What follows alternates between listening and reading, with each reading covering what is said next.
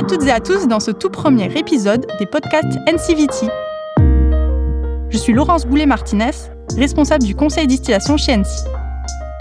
Aujourd'hui, je vous embarque avec moi pour revivre ensemble le lancement de la campagne de distillation 2024 qui s'est déroulée le 14 novembre dernier à Château-Bernard. Comme chaque année, la maison NEC rassemble ses partenaires professionnels de la distillation, bouilleurs de cru, bouilleurs de profession, le temps d'une journée. C'est l'occasion de discuter ensemble du contexte du millésime, mais aussi d'échanger autour de conseils et de méthodes de distillation. La journée de lancement de la campagne de distillation, c'est aussi un moment convivial pour se retrouver ensemble et partager nos expériences. Pour ceux qui n'ont pas pu être présents à l'événement, il n'est pas trop tard. Ce podcast est l'occasion d'écouter tous les conseils distillés par nos spécialistes à l'occasion du lancement de la campagne, comme si vous y étiez. 2024 a été une année particulièrement riche en défis pour le Cognacé. Qu'en est-il du millésime de cette année ? Sans plus attendre, retrouvons Michael Anro, responsable des accompagnements techniques vignes et vins de la maison NC, qui nous livre son analyse détaillée des vendanges aux vinifications. Je vais vous présenter l'effet marquant du millésime 2024 sur la partie viticole, la qualité des vins et ce que l'on peut en retenir. Alors, on va commencer par un premier aspect qui concerne le millésime et la campagne viticole 2024, avec une rétrospective sur le déroulé de la campagne et les quelques points marquants. Je dirais qu'on aime bien dire que 2024 est un millésime qui marque un retour vers des millésimes plus traditionnels, avec davantage de fraîcheur.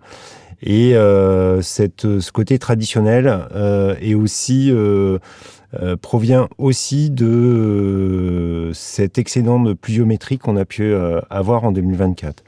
Donc sur ce millésime, un chiffre, c'est 1500 mm de pluie en 12 mois, donc de septembre 2023 à octobre 2024, ce qui représente près du double de la pluviométrie normale que l'on peut enregistrer sur Cognac.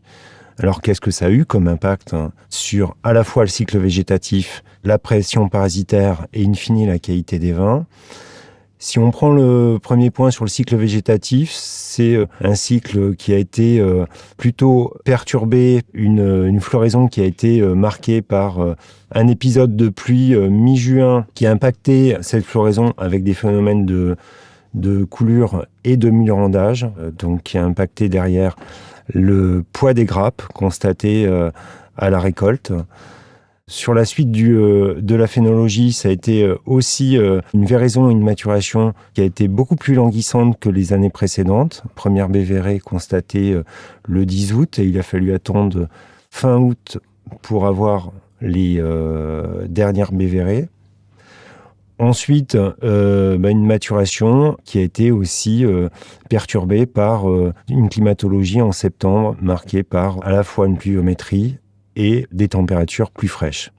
Concernant la pression parasitaire, 2024 est une année qui a été très marquée par une pression mildiou en début de cycle, conséquence de cette pluviométrie excédentaire, par l'apparition d'oïdium en juillet et en août, et en fin de cycle, par une pression parasitaire, une pression botrytis, avec une présence quasi généralisée sur la majorité des parcelles de ce champignon, du fait de cette pluviométrie en septembre très soutenue. Alors, qu'est-ce qu'il en est ensuite en matière de vendanges ? Le démarrage des vendanges a été constaté le 20 septembre suite à un épisode de grêle. Puis le démarrage a été plus généralisé à partir du 30 septembre. En l'occurrence, la pluviométrie excédentaire qui a été constatée la semaine juste avant, avec plus de 80 mm de pluie, a motivé les viticulteurs à reporter le démarrage des vendanges.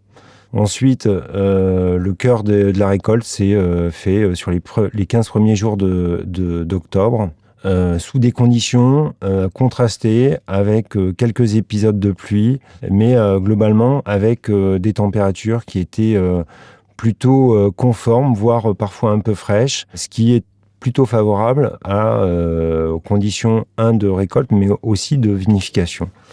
Concernant les vinifications, justement, ces températures extérieures ont permis d'avoir des conditions plutôt favorables à la cinétique fermentaire, sans avoir d'à-coups de température ou de montée de température, avec des mous qui présentaient un état sanitaire qui était plutôt assez variable, lié à la présence de botrytis et localement d'oïdium.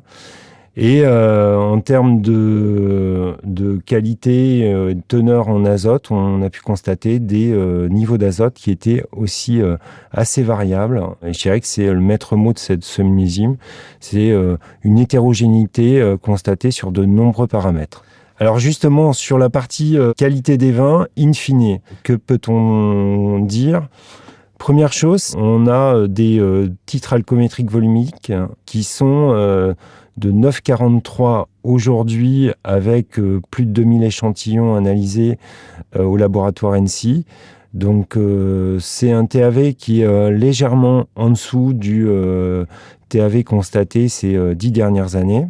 On a une très belle acidité et des pH qui sont un peu plus faibles que les pH constatés ces dernières années. Et je dirais que c'est un profil de vin avec un beau potentiel de conservation lié à cette acidité.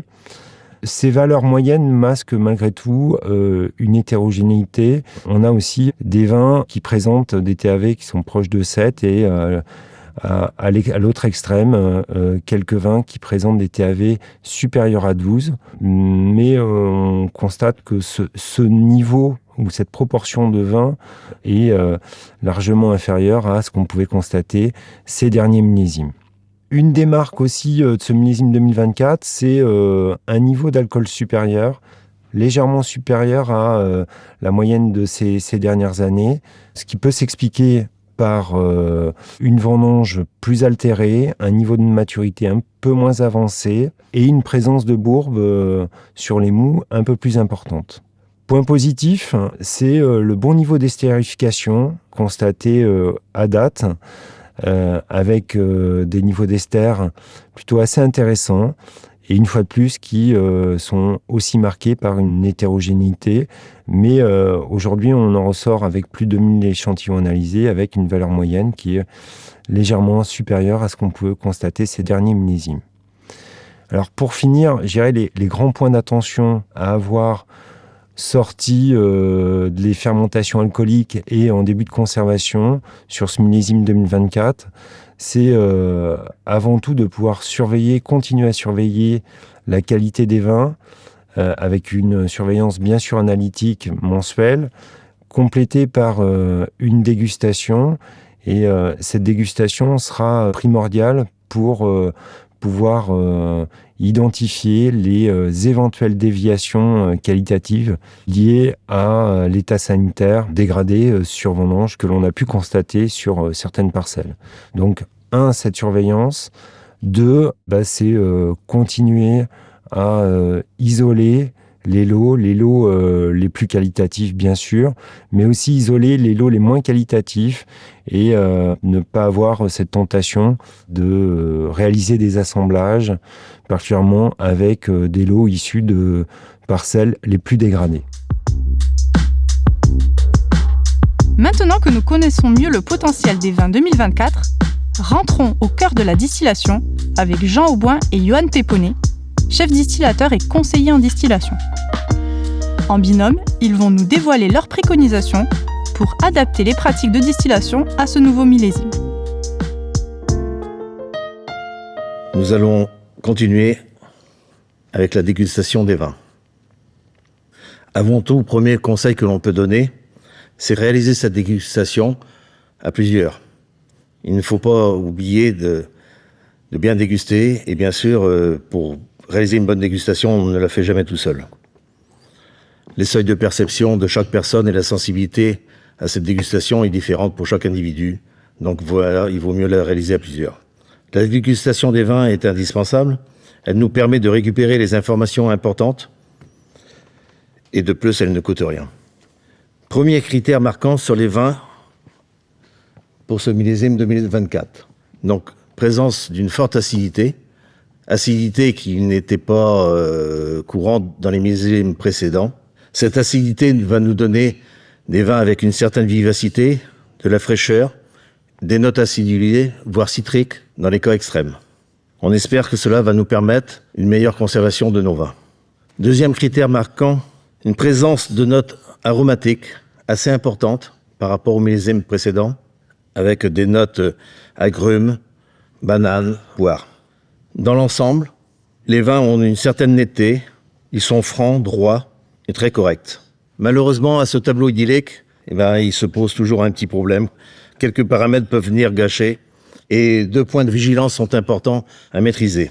La dégustation des vins est primordiale pour détecter les notions de champignons. Champignons souvent dus au botrytis ou à l'oïdium. Des notes de champignons, des notes de sous-bois, donc champignons plutôt cèpes, voire champignons de frais, champignons de Paris. Soyez très attentifs à la dégustation. Ces notes de champignons vont se concentrer à la distillation. Et si vous avez un doute, que ce soit sur votre cuve de vin ou en cours de distillation, il faut absolument, impérativement, isoler ces lots. Tout ça pour ne pas contaminer des lots encore beaucoup plus importants. Point de vigilance aussi, où on peut avoir en dégustation des notes d'amertume et plus souvent ce millésime des notes d'astringence. Alors ceci va nous entraîner et va nous obliger à couler un petit peu plus chaud et être très vigilant à la coupe du cœur. La dégustation des vins vient en support des analyses. Elle va nous permettre de former des lots et de choisir un ordre de passage en chaudière. Donc on va vous présenter les conseils de l'année avec Johan, aussi bien sur la chauffe de vin et la bonne chauffe. Donc je vais commencer sur la chauffe de vin et Johan va suivre avec la bonne chauffe. Pour nos conseils de distillation, bien sûr, nous ne les avons pas fait tout seuls. Nous avons prélevé des échantillons sur nos 3 distilleries, donc échantillons de tête, de fin de chauffe, de tête de première, deuxième chauffe et de fin de chauffe. Nous avons un peu de chance en ce moment, nos 3 distilleries travaillent avec 3 crus différents. Ensuite, l'ensemble des membres du service ont dégusté ces différentes fractions et aujourd'hui, cela nous permet de vous apporter ces conseils. Les têtes de vin doivent être dégustées à chaque chauffe si l'on veut conserver le maximum de composés aromatiques. Plusieurs paramètres peuvent faire varier le niveau de prélèvement. La qualité des vins et la quantité des composés aromatiques, la régularité de la remise en suspension des lits avant la charge de la chaudière, le niveau de recyclage des têtes et queues des chauffes précédentes, le bon réglage de la chaudière et notamment le débit des têtes de vin sur le 2e et le 3e litre. Avec tous ces paramètres, vous comprenez bien qu'il est vraiment indispensable de déguster au nez les têtes de toutes les chauffes de vin et pas uniquement une seule sur une cuve. Les volumes préconisés sont de 2,5 litres maximum sur les têtes de vin. Bien sûr, parfois on peut être un peu inférieur. Voilà, on va essayer de minimiser pour conserver au maximum ces composés aromatiques. Nous sommes sur les premières chauffes et non sur les deuxièmes chauffes, donc on n'est pas sur un produit fini. On peut se permettre de minimiser un petit peu plus ces prélèvements. La température de coulage peut être un peu plus basse que les autres années. Donc cette année, nous vous conseillons entre 13,5 et 14. Bien sûr, nous passerons à 14 si nous avons des petites notions d'amertume ou d'astringence. Nous allons couler un petit peu plus chaud, mais dans un premier temps, peut-être commencer à 13,5. Les queues sur les vins, comme les autres millésimes, nous ne faisons pas de queue sur les vins. Aucun intérêt qualitatif et aucun intérêt, bien sûr, économique. Évitons le recyclage, si possible, pour économiser un peu de gaz. L'arrêt brûleur sur les fins de chauffe de vin, donc on ne descend jamais en dessous de 2%. Là aussi, aucun intérêt économique. Encore pire, il y aurait une forte perte qualitative si on descend en dessous de 2%. Je laisse la parole à Johan pour la bonne chauffe. Concernant la bonne chauffe, la recommandation pour ce millésime, on est aux alentours de 8 à 10 litres, donc une tendance peut-être un peu à la baisse par rapport au millésime précédent. Donc pour un alambic de 25 hectolitres de charge. Température de coulage du cœur, on va être aux alentours de 18,5-19. Prenez bien en compte que si jamais vous avez décelé certains lots, peut-être avec un peu d'amertume ou d'astringence, il faudra peut-être passer le gap et être aux alentours de 19 degrés. La coupe cœur seconde, selon la méthode NC, on favorise la dégustation donc au nez et en bouche, ce qui peut vous permettre de déceler certains problèmes d'amertume. Cette coupe de cœur, bien sûr, elle est adaptée à chacun d'entre vous, à chaque distillerie. On va dire qu'on pourrait partir sur 59,5, aux alentours des 59,5 et potentiellement remonter si vous décelez certaines choses indésirables avant. La température de coulage des secondes aux alentours de 14 degrés. Seconde queue, plus aux alentours de 9-10 lus, qui est plutôt un classique, à peu près comme le millésime l'année dernière. Si vous avez tendance à avoir un peu d'astringence ou d'amertume, n'essayez pas de remonter votre TEV de coupe aux alentours de 15, vous allez plutôt amplifier le problème. Concernant l'arrêt brûleur, plutôt donc aux alentours de 2,5 lus. Si vous dégustez vos vins de chauffe en dessous de 2,5, vous allez tout de suite vous rendre compte que qualitativement, c'est pas très correct. Et si vous faites la consommation de gaz versus la qualité, vous n'allez pas gagner grand-chose. La question de l'eau est cruciale pour notre profession, qu'il s'agisse de sa qualité ou de la quantité consommée. Cette année, Pierre-Philippe Gesson, chef distillateur et conseiller distillation chez NC et moi-même, avons orienté notre intervention autour du sujet de la consommation de l'eau, et en particulier sur comment la réduire grâce à une meilleure gestion de l'entartrage.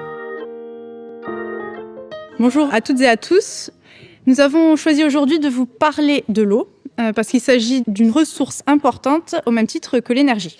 Et maîtriser sa qualité d'eau a deux enjeux en fait. Déjà d'optimiser sa consommation, mais aussi de maîtriser la qualité des eaux de vie en gérant les températures de coulage. Si on prend le contexte eau en Charente et les prévisions climatiques, il est prévu en fait que nous ayons un niveau de précipitation qui reste relativement stable.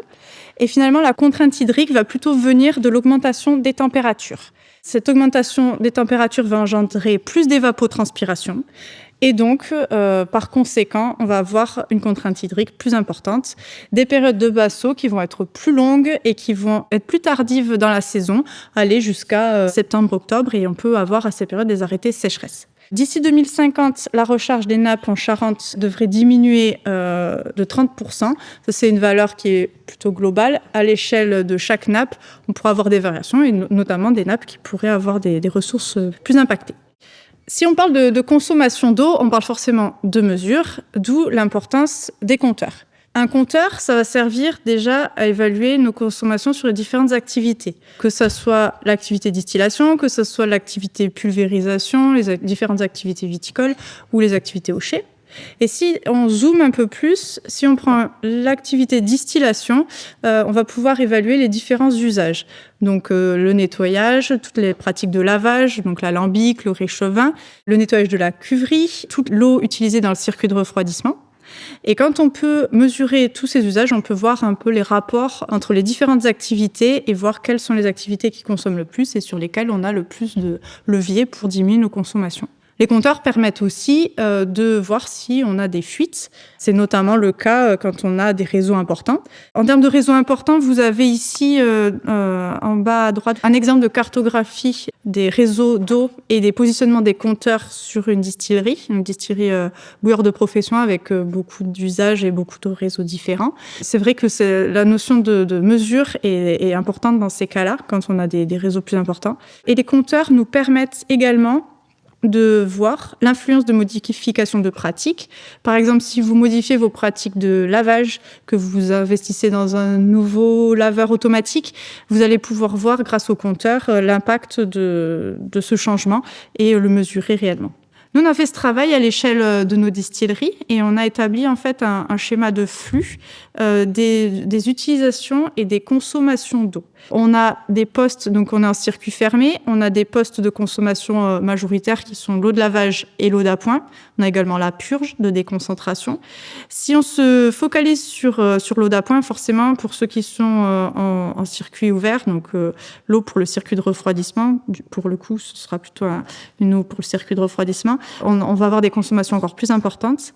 Et donc, on a décidé de se focaliser sur ce sujet de la consommation d'eau d'appoint ou d'eau du circuit de refroidissement en traitant le sujet de l'entartrage.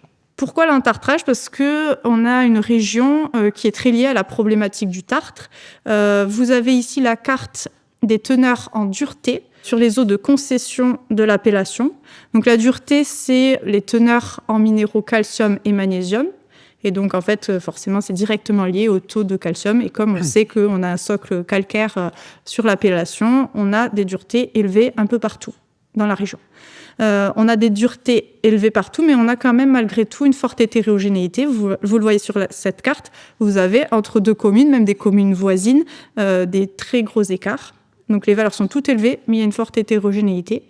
Et on a encore plus de variabilité lorsque nous avons des forages, parce que forcément les forages, selon leur profondeur, selon leur positionnement, la nappe sur laquelle ils sont, on peut avoir des variabilités plus fortes et des valeurs très élevées, encore plus élevées. Et donc tout ça montre l'importance de réaliser une analyse d'eau pour chaque exploitation et au moins une fois par an pour derrière pouvoir évaluer le niveau de dureté d'eau que l'on a sur l'exploitation et derrière comment est-ce qu'on va le gérer en distillation.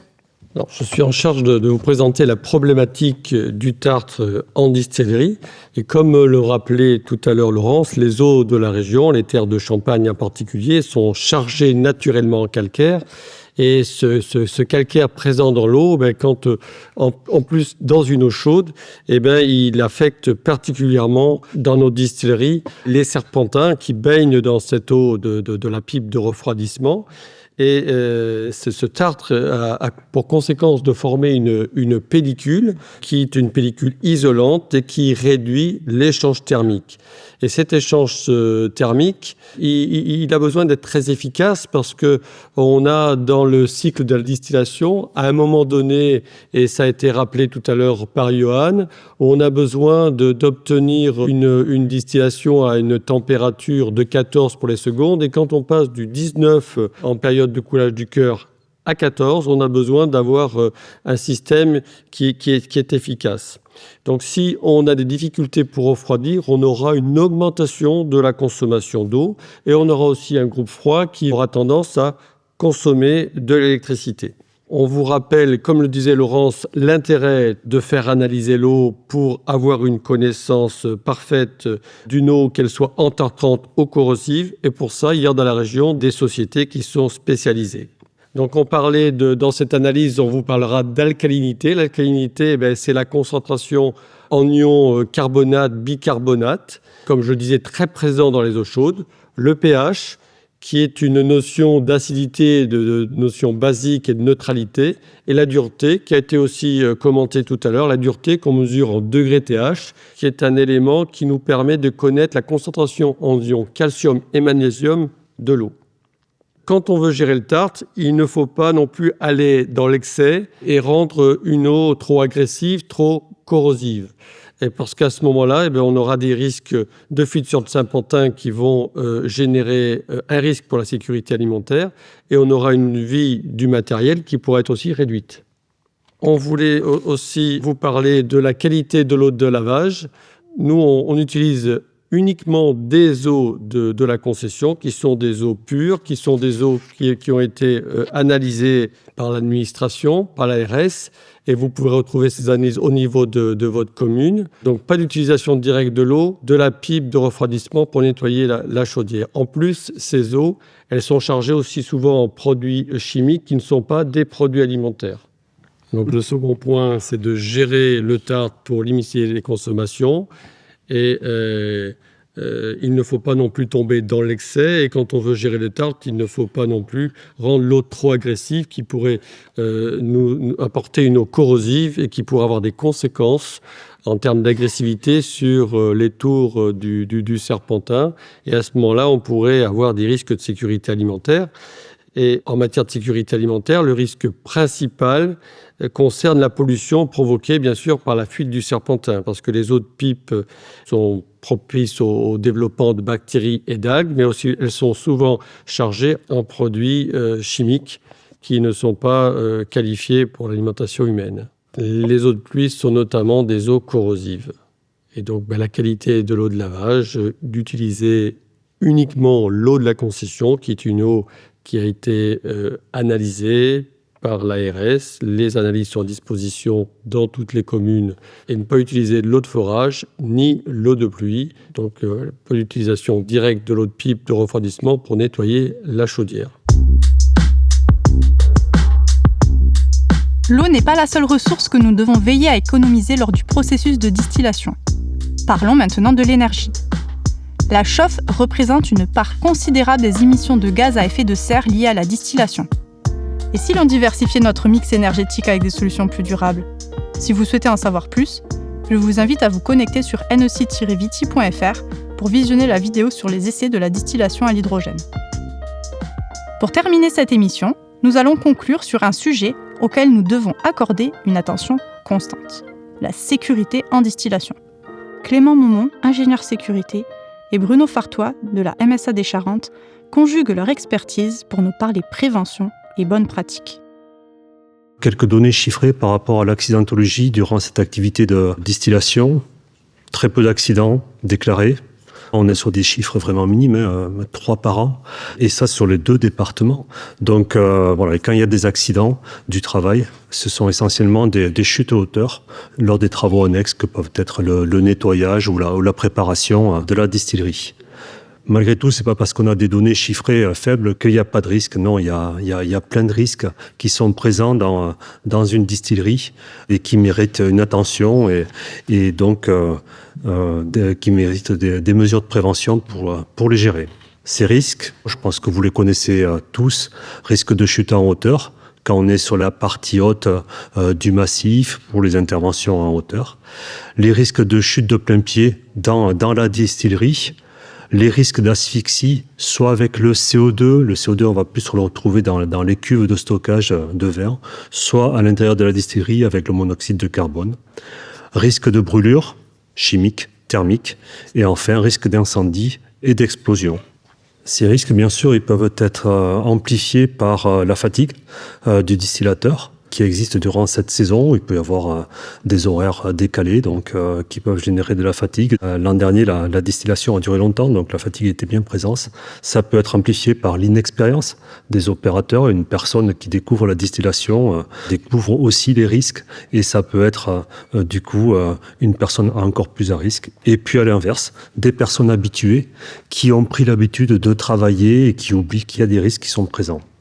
Ces risques qui sont amplifiés aussi par le fait que parfois on peut travailler seul pour certaines tâches qui mériteraient d'être à 2. Pour simplifier l'organisation, on va travailler seul et du coup, ça va générer des risques. Des fois, il y a eu des évolutions dans la distillerie avec des chaudières qui ont été rajoutées et ce qui fait que maintenant, on peut avoir des locaux qui peuvent être exigus, qui étaient très bien à l'époque et qui maintenant sont plus trop adaptés à l'actualité. Et enfin, ces risques qui peuvent être amplifiés par un événement qui modifie l'organisation prévue initialement. Ça peut être un incident technique sur l'exploitation et du coup, le distillateur doit faire une tâche, doit revenir et est pressé pour faire la tâche dans la distillerie et ça peut occasionner un accident. Donc on va rentrer dans le détail de chaque risque et on va citer des mesures de prévention pour essayer de gérer au mieux ces risques. On commence par le risque de chute en hauteur, risque prioritaire. On retrouve ce risque soit en travaillant sur la partie haute, soit en accédant à la partie haute. Pour des exemples de mesures de prévention pour le travail en hauteur sécurisé, ça peut être des garde-corps en bordure de massif. On en retrouve très peu dans les distilleries, mais ça commence à arriver et c'est bien quand on est en bordure de massif, c'est bien. Ça peut être l'utilisation d'escabeaux sécurisés avec des garde-corps autour qui va permettre de réaliser le travail en sécurité. Il y a des règles assez simples pour l'utilisation d'une échelle. Donc la première, c'est de vérifier l'état et que le système d'accès est bien un système d'accroche sur la cuve ou sur le moyen d'accès. Ensuite, il y a un moyen mémotechnique assez simple sur la vérification de l'inclinaison de l'échelle, donc j'en parlerai très rapidement juste après, et le bon calage de l'équipement. Un petit rappel aussi sur les règles qui est d'utiliser l'échelle qui a une personne avec 3 points d'appui et en fonction des conditions météo, de faire attention à ne pas utiliser d'échelle dès lors qu'il pleut en extérieur par exemple. Voilà. Donc rapidement sur l'inclinaison, il y a un moyen mémotechnique assez simple pour vérifier son inclinaison, c'est de se tenir corps droit, bras tendus, pour s'assurer qu'on ait une bonne inclinaison, typiquement de 75 degrés pour accéder au moyen d'accès. La réglementation du travail interdit le travail à l'échelle, mais à l'échelle peut être utilisée pour un moyen d'accès, mais encore faut-il qu'elle soit sécurisée. On passe au risque de chute de plein pied. Le risque de chute de plein pied que l'on peut retrouver dans la distillerie, ça peut être quand l'espace, les mesures de prévention, c'est avoir un espace de travail suffisamment dégagé pour pouvoir travailler aisément. Ça peut être l'utilisation de tuyauterie fixe qui va diminuer le nombre de tuyaux souples. Et s'il y a des tuyaux souples, essayer de les sécuriser comme il faudrait sécuriser la présence de dénivellation, de rétention dans la distillerie. Sur la partie asphyxie, du coup, on va plus parler d'espace confiné.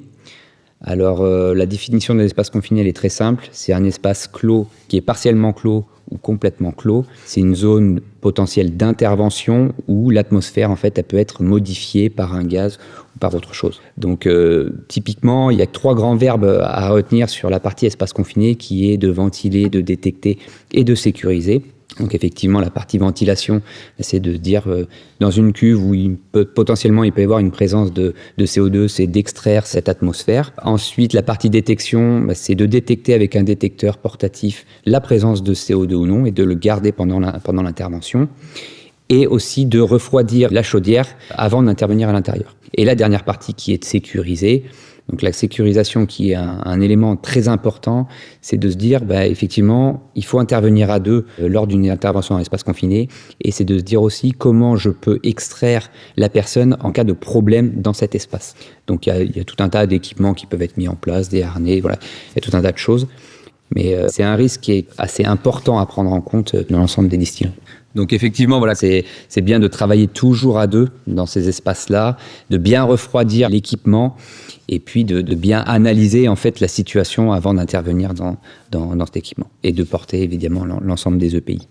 On va continuer, si vous voulez, avec le risque de brûlure. 2 types de brûlure, brûlure chimique, brûlure thermique, brûlure chimique, donc du coup, avec l'utilisation de produits chimiques. Les mesures de prévention, essayer de choisir des produits le moins dangereux possible.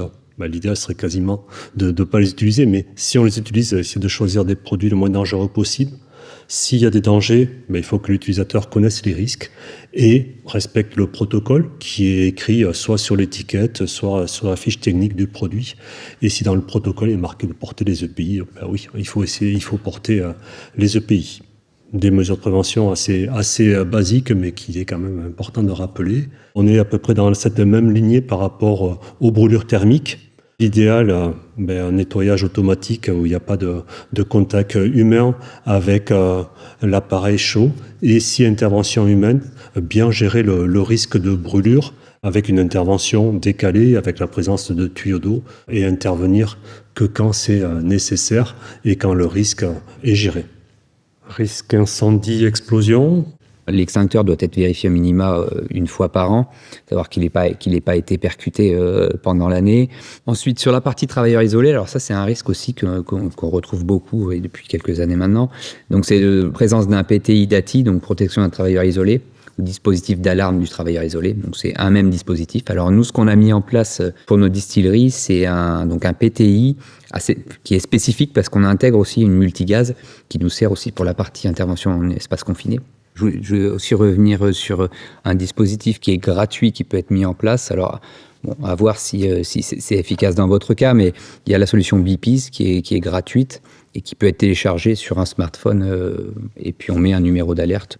Voilà, pour finir l'intervention, il y a quand même des conseils généraux qui peuvent s'appliquer en distillation, des installations vérifiées, une organisation du travail clairement définie avec du personnel compétent, formé et informé régulièrement avant chaque campagne, début de campagne, du matériel à disposition, un DURP, document unique d'évaluation des risques professionnels, à jour, qui permet d'identifier les risques et les mesures de prévention, et des projets d'amélioration en lien avec le DURP qui permettent d'avancer petit à petit dans la démarche de prévention. L'idéal, c'est d'intégrer la prévention dès la conception ou du réaménagement d'une distillerie.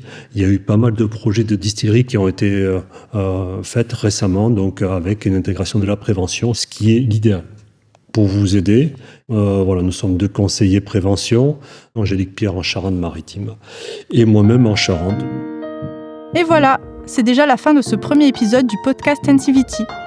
J'espère que ce retour sur le lancement de la campagne de distillation 2024 vous aura inspiré et donné des clés pour optimiser vos pratiques. Si vous avez besoin d'informations supplémentaires, n'oubliez pas que nos spécialistes sont à votre disposition pour répondre à toutes vos questions. Vous pouvez également retrouver des informations et conseils exclusifs sur sur le site NCVT et sur notre chaîne YouTube. Merci encore à Michael Anro, Jean Auboin, Johan Péponnet et Bruno Fartois, ainsi qu'à tous les participants de la campagne de distillation 2024. Nous vous retrouvons très vite pour un prochain épisode du podcast NCVT. D'ici là, bonne distillation à toutes et à tous et à bientôt.